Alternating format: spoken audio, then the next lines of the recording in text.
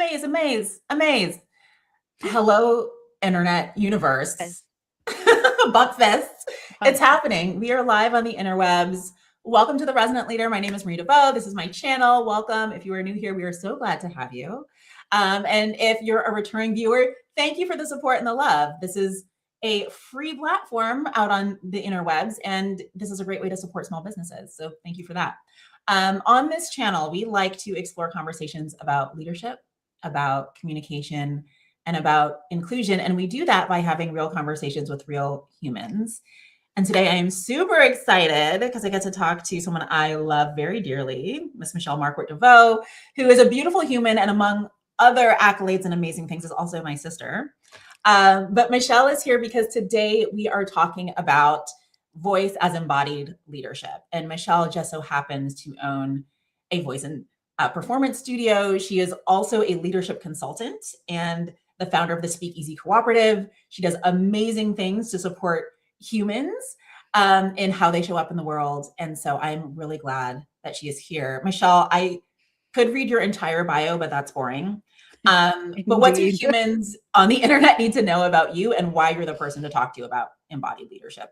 Oh, great. Well, I started working with the voice as a performer when I was very young and learning singing and acting and performing and essentially using your voice to communicate a story.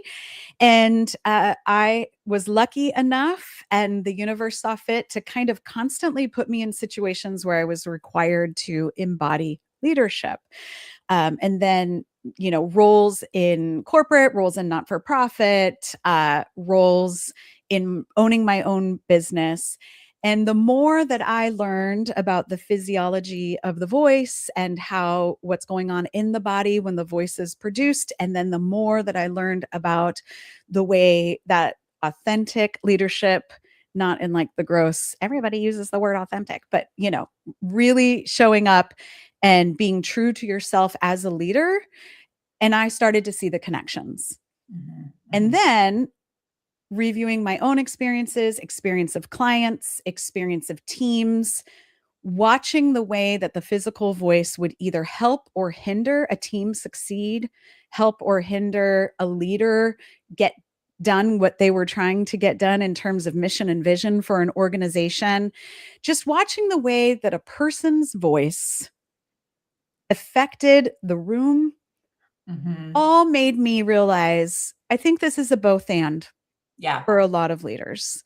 And so I just boldly, whenever I do leadership consulting, always kind of weave some of that nervous system stuff in there and that voice stuff. And that's how I kind of came to it, was just connecting the dots. Connecting the dots. I love that. I always find it interesting to hear folks' career trajectory, because when you look at a resume, it doesn't always make sense. But when you hear the story, you're like, oh, it does make sense. Yeah, it does make sense.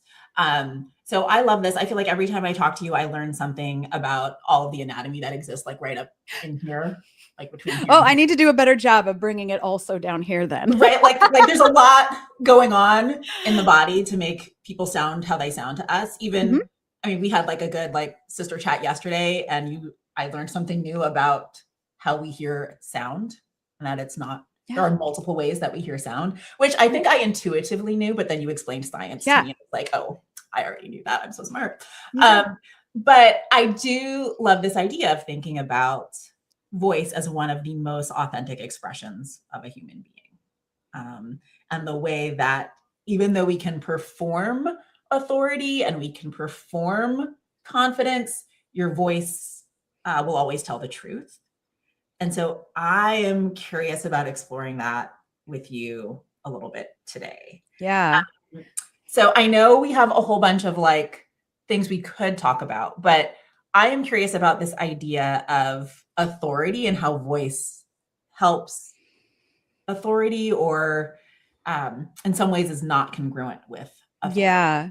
And I know you had said something about embodying authority versus performing it. How would you distinguish performance from true authority? Yeah. So I think people who are in leadership positions who believe leadership is about dominance lack the sophistication to be grounded in their body, and therefore their voice will show up in ways that does not feel grounded or sound grounded to the room that they're in. So when a voice emerges from the body, we have to remember our entire body is the instrument that is creating the voice. There are things that happen automatically without our control, and there are things that happen much within our control. And that's what's really unique about the voice, is that it's this both and, both completely in our control and both not in our control at all. Mm-hmm. And when we are in a regulated space where we have true embodied authority rather than the performed power, our breath tends to sit in our lower ribs rather than in our upper ribs. We feel centered.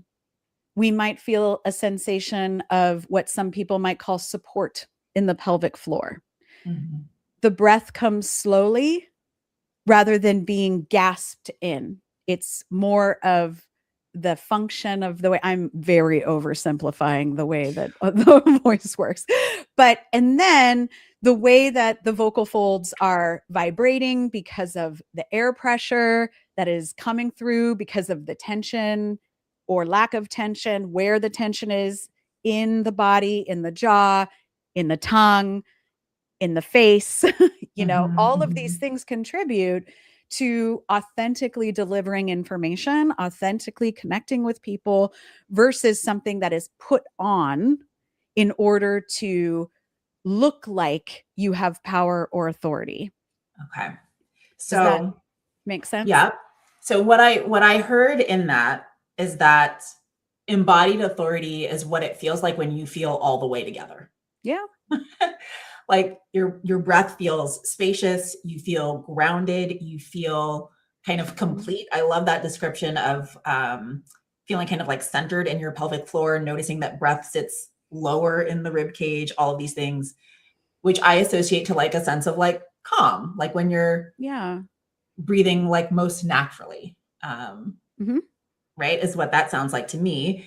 And when all of that is happening in the body, the voice sounds different than, say, when you are nervous, when the breath is like all up in here.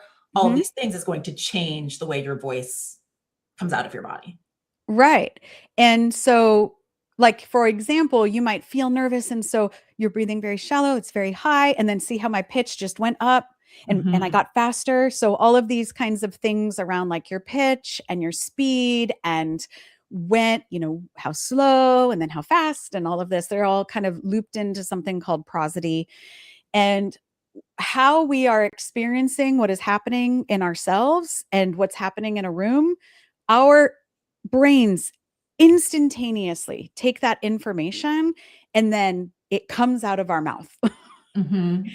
And when any person, leader or not, is a person who feels aligned and balanced, you'll notice that they speak with a little bit more intention. They're not afraid of quiet in between their sentences. They have a sense of curiosity. You might hear da da da in their voice a lot, which is a questioning tone. And these are all ways that the nerves, the cranial nerve 10, which is like there's two nerves that innervate the, a motor function nerve and also autonomic nervous system situation. Again, I'm oversimplifying because we don't have a lot of time. And I'm like, get out of the science, get out of the science. That's good stuff. I love it. I know it's but it's a leadership tool that we can use. But the interesting thing is that if you try to perform it, I mean, this is like the actor's work, right? This is why, like, method acting, and I say this from the perspective of an acting teacher, this is why method acting can be so powerful, is because you actually have to put yourself in the emotional state of what is happening with the character in order to get the voice to do what the voice would do if that character was doing a thing. Okay, so side quest. So I went to NYU and I had two roommates who were theater majors. And so they spent a lot of time trying to explain to me all of the different studios, and there were different ways of approaching acting. And just now, as you're explaining this, I'm like, oh, this actually sounds even more interesting now that I understand what's actually required of method acting, because it sounds like you're actually essentially tricking your nervous system 100%. so that your body will perform as though you are in that state, because that actually completely changes what comes out of your mouth. Yeah. Now, they don't necessarily train it like that, but I don't think they necessarily say this is what we're doing is we're completely rewiring your nervous system. Right. This is nervous system manipulation 101. Yeah. Right. But functionally what they're asking people to do is hijack the nervous system and become a different nervous system so that the voice shows up the way that the voice would in that nervous system of the character. Yeah. And again, oversimplification just for all my acting and voice people out there. You're like, don't come for me in the comments. I know, do not come for me. We only have 30 minutes. So, but that's why I think it's so interesting. And if we are leaders, I believe one of our major responsibilities is to lead ourselves into a practice where we understand the relationship between what we are feeling and how that is going to show up in a room through our words. Because words are both intellect and wisdom. And then they're that behind the scenes, these are my feelings. This is my body. This is the state my body is in. Do I have a cold? Am I tired? Did I sleep enough last night? Are my vocal folds enlarged because maybe I screamed with my daughter at a concert last night? What are the physical things that are happening? And then what is happening in my story, in my experience that is causing what I'm saying to be misinterpreted, feel unclear, empower the people and give the people back their own ability to make decisions for themselves? And how comfortable am I in my own position that I can show up in a way that brings comfort and allows the room to co-regulate to my comfort so they can be comfortable in their work on the team? Yeah. As kind of a microcosm of the leadership that's happening in the overall team. So this piece I think is really interesting, right? This idea that as a leader, your level of regulation is what is going to allow everyone else to co-regulate. And that is something that you can't hide, because as soon as you open your mouth, it will be deeply felt. And so as we're thinking about, and I love, you said, words are like this, yes, it's intellect, but it's also all of this other system. And I'm curious because I know I often will say words are completely insufficient to actually communicate what we're trying to express. Yeah. And I think people get tripped up on the words when I think what's more important is context. And as we're talking about voice, it does feel like words are just one part of what you're saying when you use your voice. There's all of this context that is also being conveyed, some of which you have control over, some of which you don't. And that is imbued with all of these other things like, were you screaming at the concert last night? What is your emotional state today? Are you nervous? Are you angry? Are you tired? Did you drink enough water? Right. There's all of these other things that are also being communicated no matter what words are coming out of your mouth. And people can still pick up on that, right? That is still being communicated. And so as leader, there is quite a bit of responsibility to at least work on the stuff you can control so that you create an opportunity for others to also feel all the way together when they're with you instead of not that. And I think this is where transparency as authenticity comes in rather than the performative power as well. Okay. Because when we simply say, gosh, I am feeling so nervous today. We have some amazing, incredible things to talk about in this meeting. And I'm feeling a little jittery. My amygdala is going crazy and a little excited, a little jittery. And so I just want to invite you into that jitteriness with me. Maybe we start moving, but being transparent enough to say where our nervous system is at is actually a tool of leadership that not only models the behavior that you need your team to have in order to execute their tasks and their decision making, but it also immediately brings the room into co-regulation. And what I see in a lot of high stakes leadership environments is leaders who think that they can never look bad.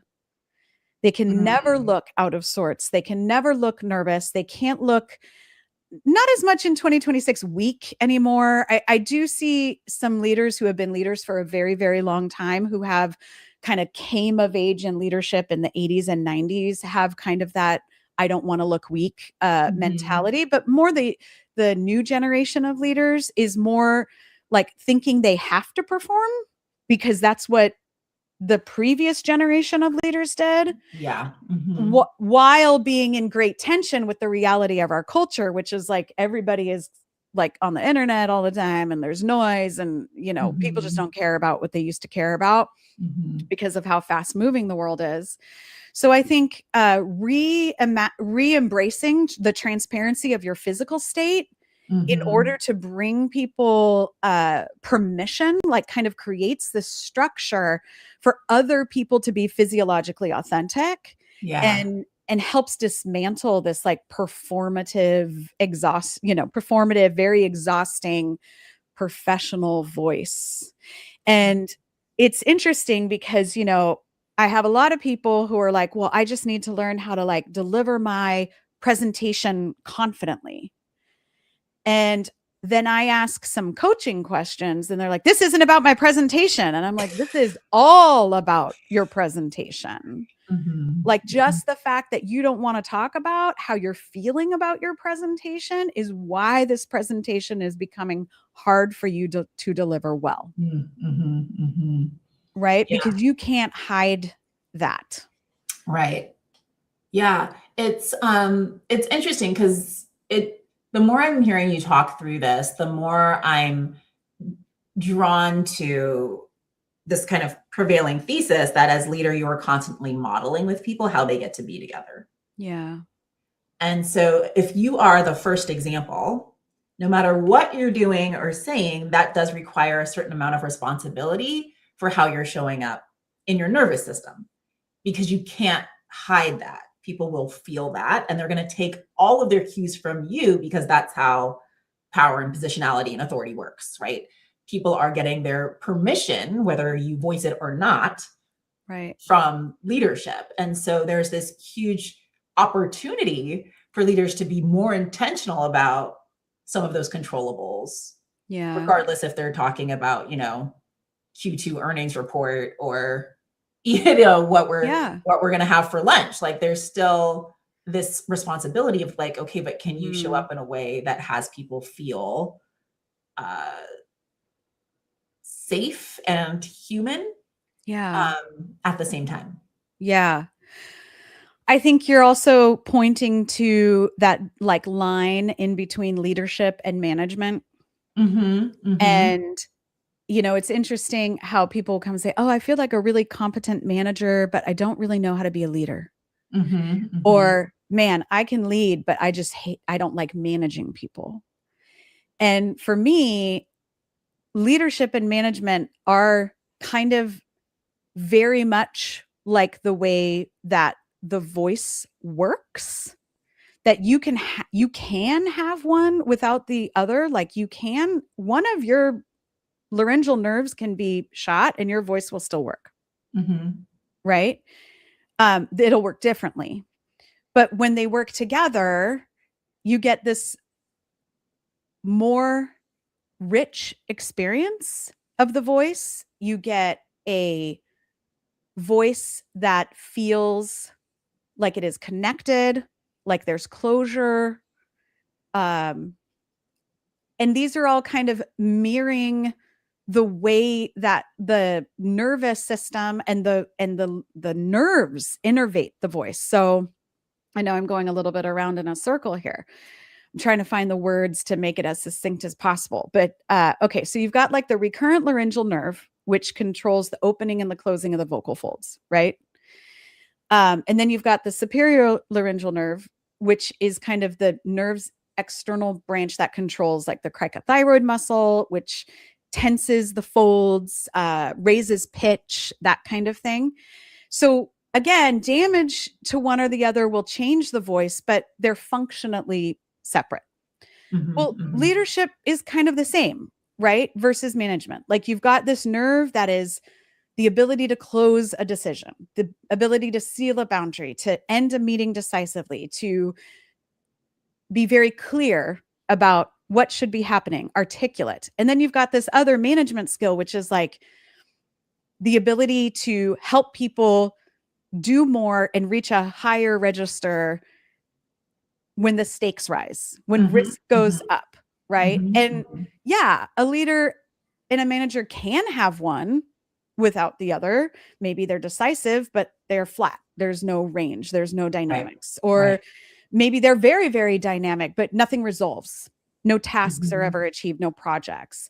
So I'm always so fascinated about how the literal physiology of our instrument so closely is just like this little mini analogy for showing up as a leader and manager. And being able to understand the way that the voice works physically is a gateway to kind of expose where you might have some leadership gaps. Are your vocal folds coming together when you're saying hard things? Do we feel breath? Do we hear breath in the tone? Okay, tell me about the last couple times you had to like have a really hard conversation with a team member. How did that go? What was the resolution? Oh, well, we never really resolved that. Oh, tell me more about that. Tell me more about why it was left on kick the can. Right. And you can kind of see the ways that the voice is kind of giving micro clues to the way that the person processes relationship as a leader and manager. Not all the time. Like there's a very broad brush I'm painting with. Right. But it is interesting if you can make the connection in yourself. Like you said, we own the responsibility of knowing how we're showing up in a room when we're in leadership. When do I get nervous?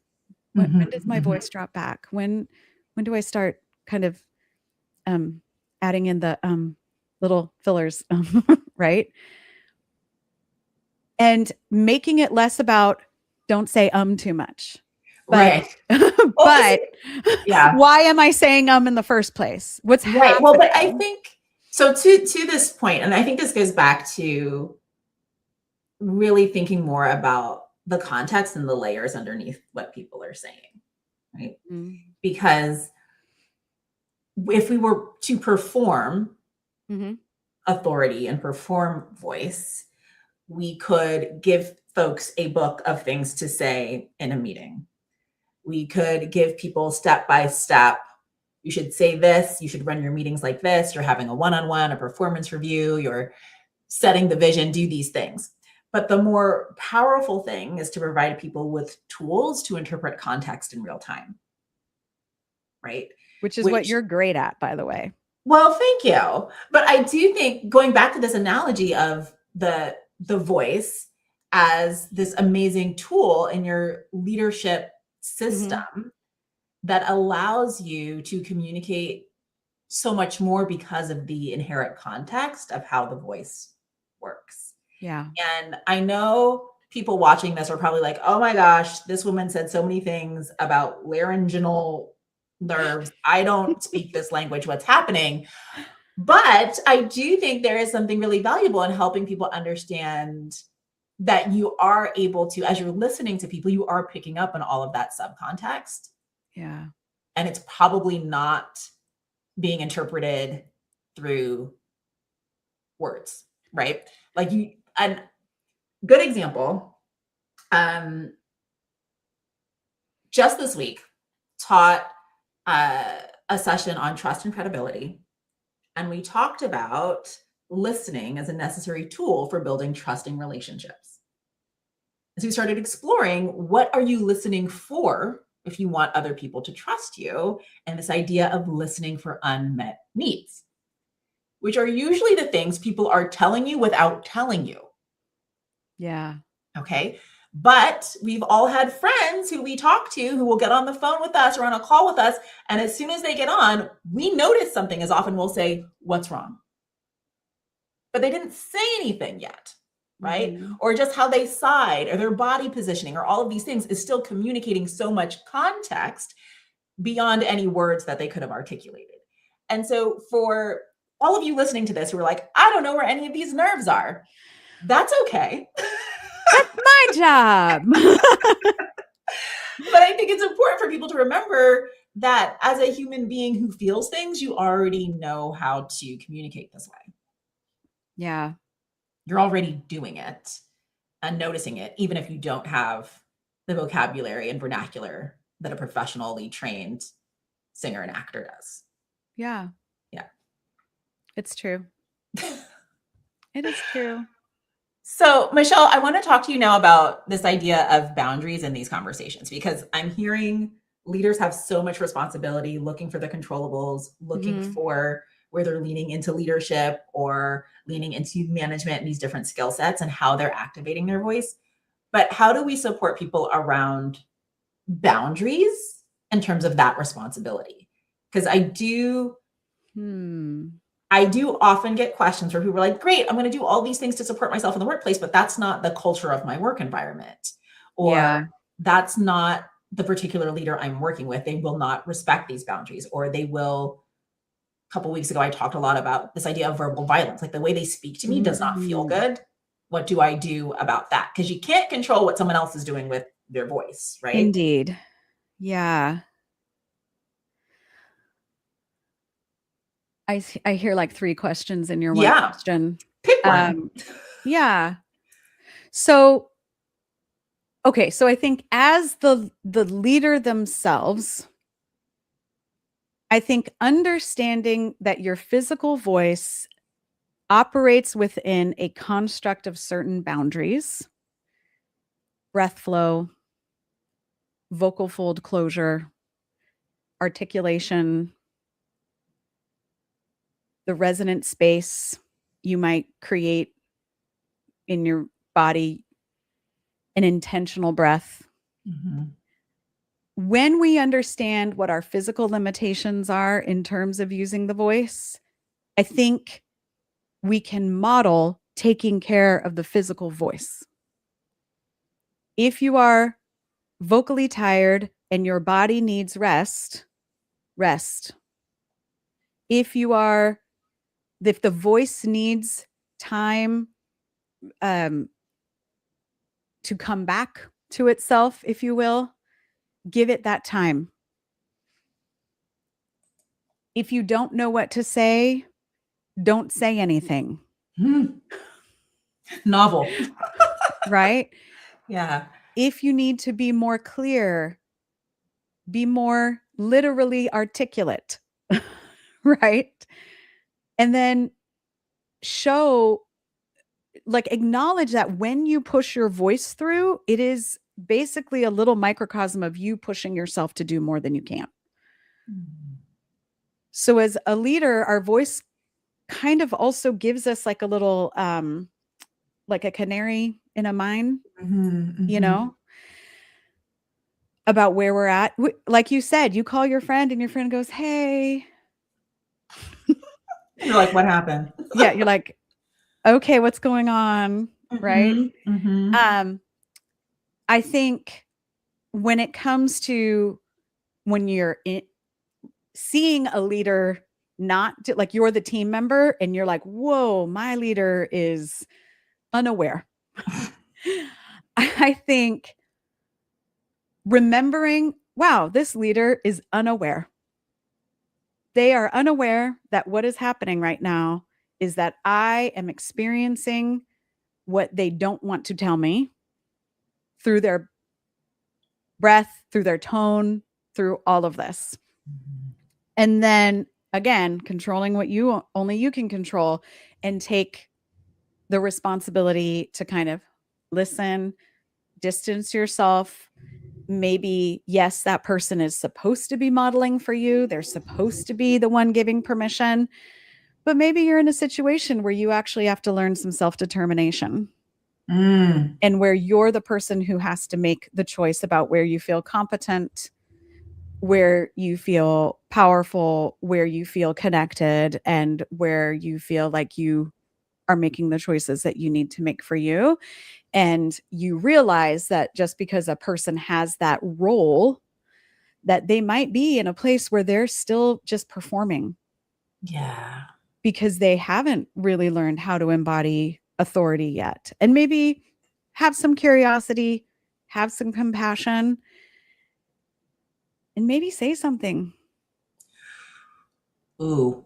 Okay. But well, how you say something right? will Like, matter. And I'm like, oh boy. Because people are like, ooh, what do I say? And I'm like, don't get all tied up in the words. Like, get all the way like together first. Yeah, and then get all the way. Like get all the way together. Yeah.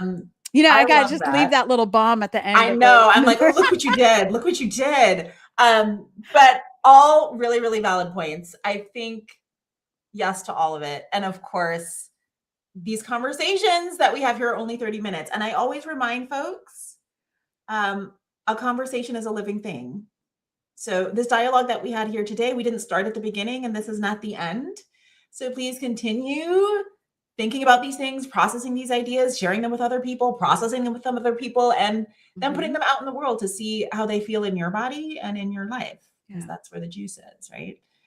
But Michelle, thank you so much for joining me today for this snippet of a conversation about voice as embodied leadership. I think we covered a lot of ground. I know I will be going back and listening to this again myself and looking up all of the big words that you used about vocal anatomy. I hope I said them right in the right order, because I'm like, this is so much. How do I parse what I'm going to say? So many things. But this was amazing. And of course, if you are curious to learn more about this idea of embodied voice, Michelle exists on the interwebs. She's a real life person. You can reach out to her. You can find her on Instagram at the SpeakEasy Cooperative or on LinkedIn at Michelle Markwart Deveaux. Again, amazing human. I highly recommend. And of course, I encourage all of you to continue this conversation. You can come back and watch this again. If you have questions, if something hits you in your feels, we would love to know what resonated for you. You can leave us a comment, a question. I do check them. We will get back to you. And then, of course, if this was valuable content and useful for you, please like and subscribe because it's free and it supports small businesses. And that's the kind of person you want to be in the world, hopefully. But thank you for joining me, Michelle. This is it. We're signing off for this episode of The Resonant Leader, and we will see you all next week, where I will be joined with my beautiful friend, Rabiat Anakute-Arufu, who will be talking to us about energy and resonance as resistance. So really excited to get into that. She is a Reiki master, and so we'll be talking more about how that works as we think about leadership. That's all for now, folks. What did they say? Turn the TV off, all that good stuff. We'll see you next time. Bye for now.